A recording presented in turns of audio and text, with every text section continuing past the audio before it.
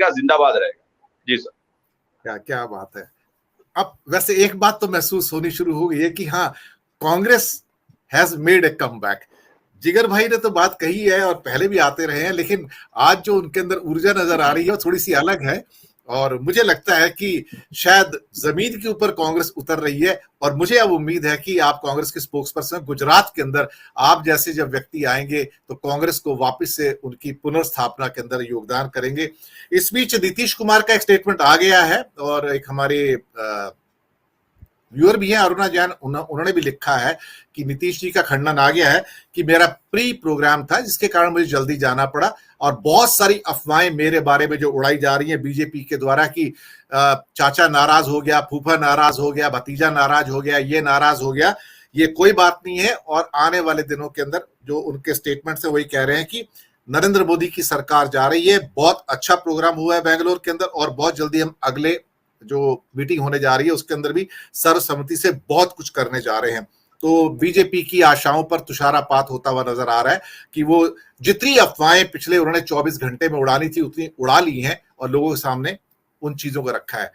अनिल सिन्हा जी, ये जो नया परिदृश्य निकल कर आ रहा है, मैं उसको इंडिया वर्सेस एनडीए कहूं या इंडिया वर्सेस कुछ और कहूं, जो भी आप कहना चाहो, पर एक बात तो बिल्कुल पक्की है कि कुछ परिवर्तन की बयार है, कुछ हवा है, कुछ तिलमिलाहट और बौखलाहट एनडीए के अंदर है। कुछ ऐसा है जो उन्हें अब बहुत ज्यादा परेशान कर रही है और उन्हें ये नहीं समझ आ रहा था कि जो दादा ने कहा कि कुछ ऐसे मास्टर स्ट्रोक निकल कर आ सकते हैं। बल्कि कल मैंने एक चैनल के ऊपर सुप्रिया श्रीनेत को देखा, वो इतनी एग्रेसिव थी कि वहां पर बीजेपी के स्पोक्स पर्सन, उनकी हालत खराब हो रही थी, उनके सामने टिक नहीं पा रहे थे। ये जो न्यू फाउंड एग्रेशन है, एक तरह से मैं कांग्रेस कहूं या पूरे इंडिया का एग्रेशन कहूं या जनमानस एग्रेशन कहूं कि जनमानस अब परिवर्तन को तैयार है। मैं आपकी एक पूरी टिप्पणी चाहूंगा अनिल सिन्हा जी। ये हम मुझको लग रहा है क्या कि एग्रेशन गलत वर्ड है। दिनेश जी, अनिल जी का बात मैं बाद में सुन लूंगा, तो मेरे को इजाजत चाहिए, मैं थोड़ा जाना चाहता हूं, मैं दूसरा और एक कार्यक्रम में जाना है। आपको पहले बताया तो अनिल जी आप बोलते रहिए, आप तो बहुत अच्छा बोलते हैं, आपका बात मैं बाद में रिकॉर्डिंग सुन लूंगा। धन्यवाद सबको, धन्यवाद धन्यवाद धन्यवाद। ये जो आपने एग्रेशन वर्ड का यूज किया है, मुझको लग रहा है कि वो शब्द उतना उचित नहीं है। उसे प्रोएक्टिवनेस कह सकता हूं, प्रोएक्टिवनेस। इसको कहिए कॉन्फिडेंस। कॉन्फिडेंस का ये क्या हुआ है कि अभी तक इन्होंने एक ऐसी स्थिति पैदा कर दी थी जिसमें सच बोलना जो है उसमें लोग हिचकिचाने लगा था। अब ये इसके लिए मैं कांग्रेस क्या, मैं राहुल गांधी को इसका पूरा क्रेडिट देता हूँ। ये जो देश में जो आप माहौल देख रहे हैं कि आज लोग सच कहने के लिए निकल पड़े हैं या बोल रहे हैं, इसका एकमात्र अगर किसी एक व्यक्ति को श्रेय देना चाहिए तो राहुल गांधी है। क्योंकि मुझको याद है कि ये 2019 के इलेक्शंस के बाद, उसके पहले तो था ही, 2019 के इलेक्शंस के बाद हम लोग चैनल पे आते थे और अगर बोलते थे कुछ मतलब सच को, तो फोन आते थे कि आपको क्या है, आपको कहीं जेल जाना है क्या।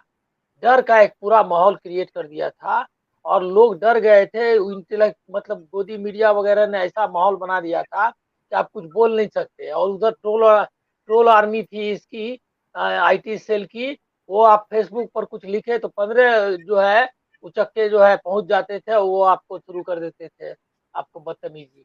लेकिन अब वो सब नहीं दिखाई देता है। ये माहौल को पहले तो ढीला किया राहुल गांधी ने, और दूसरा है कि भारत जोड़ो यात्रा ने, जो आप बोल रहे हैं कि भारत का कॉन्फिडेंस, जिसको एग्रेशन आप कह रहे थे, वो भारत जोड़ो यात्रा शुरू होती है। तो ये सारी पृष्ठभूमि में जब पटना का सम्मेलन हुआ तो आपने देखेंगे कि पटना में विपक्षी सम्मेलन में इतनी आसानी से जो पार्टियां गई, एक केजरीवाल का थोड़ा सा अनस्टेबल ये रहा, मतलब अपीयरेंस रहा जिस तरह से उन्होंने किया वहां पे। इसके बाद इसके अलावा सबका एक मत बहुत ज्यादा नहीं, और ऐसा नहीं है कि लंबी लंबी बहसें कर रहे हैं, क्योंकि एक कंसेंसस जो है इवॉल्व हो चुका है कि ये जो रेजिम है वो ऑथोरिटेरियन है, कम्युनल है, डिस्क्रिमिनेटिव है, डिविसिव है, और साथ में कोई काम का नहीं है। कॉरपोरेट, कुछ सेलेक्ट कॉरपोरेट के लिए, उनके लिए काम करने वाला है। ये जो सच्चाई है ये लोगों ने समझ ली। इसीलिए आप देख रहे हैं, मैंने मतलब मेरा लेख आएगा एक बड़े अखबार में अभी, उसमें मैंने यही लिखा है कि इसको, ये जो चला है, जो ये चेंज बहुत बिग चेंज है, इसको इसी तरह देखना चाहिए।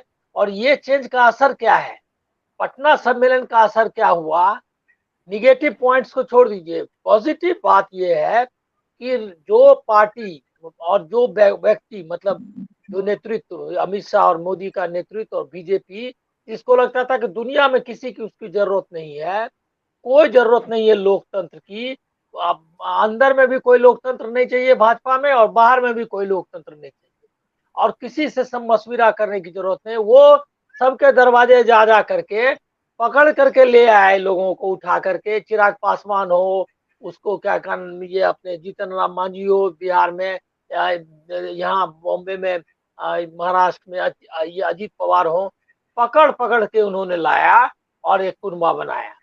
अब उसको छोड़ दीजिए कि उसमें 25 पार्टियों का कोई रिप्रेजेंटेशन नहीं है, उसमें जो है ये भी नहीं, कई पार्टियां रजिस्टर्ड भी है नहीं, रिकॉग्नाइज नहीं है, रजिस्टर्ड तो होंगी लेकिन रिकॉग्नाइज भी नहीं है। तो ये ऐसा सिचुएशन, ये अपने आप में मैं इधर नहीं देख रहा हूँ कि आपका इंडिया बन गया और सारा कंसेंसस हो गया, केजरीवाल जैसा क्रिटिक जो है राहुल गांधी और कांग्रेस का, वो जो है वहां बैठ गया और उस पूरा एकदम साथ हो गया, इस पूरे गठबंधन में आ गया। जो बैठ नहीं सकते थे वो गठबंधन में आ गए। ये उससे बड़ी विक्ट्री है ये कि एनडीए को रिवाइव करना पड़ा, मतलब लोकतंत्र को का जो एसेंस है उसको रिकॉग्नाइज करना पड़ा कि लोकतंत्र के जरिए ही हम चल सकते हैं, लोगों को साथ लेकर के ही चलना पड़ेगा। अब उनके साथ कोई आए या ना आए, लेकिन दिखाना कम से कम है कि एक एनडीए है, कंसेंसस है कई पार्टियों में, और हम कई विभिन्न विचारों को लेकर चल रहे हैं। ये एक बहुत बड़ी विक्ट्री है, मोरल विक्ट्री है कांग्रेस की, जो उसने करके दिखाया।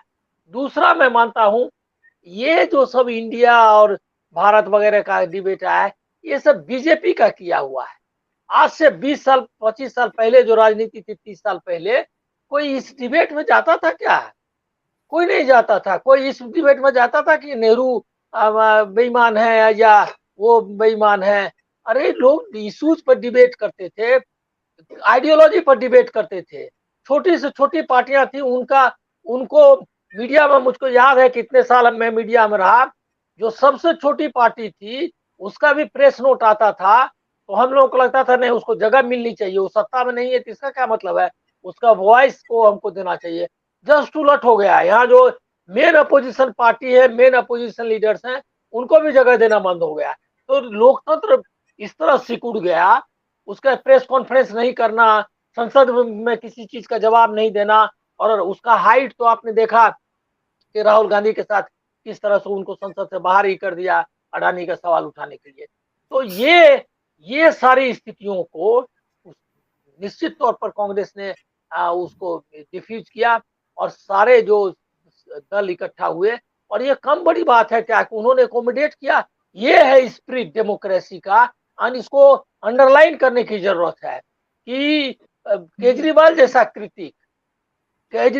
क्रिटिक और जो इसने मदद की बीजेपी को, हनुमान चालीसा पाठ कर रहा है, सॉफ्ट न्यूज के नारे, मतलब ये पुड़िया फेंक रहा है, और हर जगह बोल रहा है कि हम बीजेपी और ये दोनों खराब है।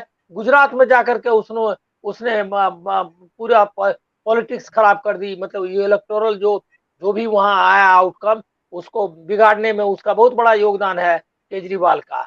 इस सब के बावजूद कांग्रेस ने उसको एकोमोडेट किया, ये ग्रेट थिंग है। और ये हमको रिमाइंड करता है गांधी जी के पॉलिटिक्स से, जो कि जो धूर विरोधी भी था उसको भी एकोमोडेट करने की कोशिश करते थे, और 1942 में जो कम्युनिस्ट उनके खिलाफ थे, उनको भी उन्होंने AICC सेशन में उनको मौका दिया कि आप अपनी बात रखो कि इस 42 का मूवमेंट चलाना है या नहीं। तो ये जो डेमोक्रेटिक स्पिरिट है उसका रिवाइवल है, एंड इट्स ग्रेट थिंग। और ये जो वर्ड वाला प्ले वाला जो इनका चला था, उसका भी जवाब उन्होंने दे दिया। इससे ये पता चलता है कि जितने क्रिएटिविटी इनमें, मतलब इनमें क्रिएटिविटी तो थी नहीं, ये एक मार्केट ओरिएंटेड एड एजेंसी के तरह जो है सो चीजों को चला रहे थे, उसका भी जबरदस्त जवाब दे दिया है इंडिया का नाम लेकर के। ये जो मार्केटिंग चल रही थी, जी। ब्रांडिंग चल रही थी, उसका भी जी, इट्स अ ग्रेट जी। मोमेंट और इसको सेलिब्रेट करना चाहिए हर डेमोक्रेसी लविंग इंडिविजुअल को। बिल्कुल डेमोक्रेसी को सेलिब्रेट करना चाहिए।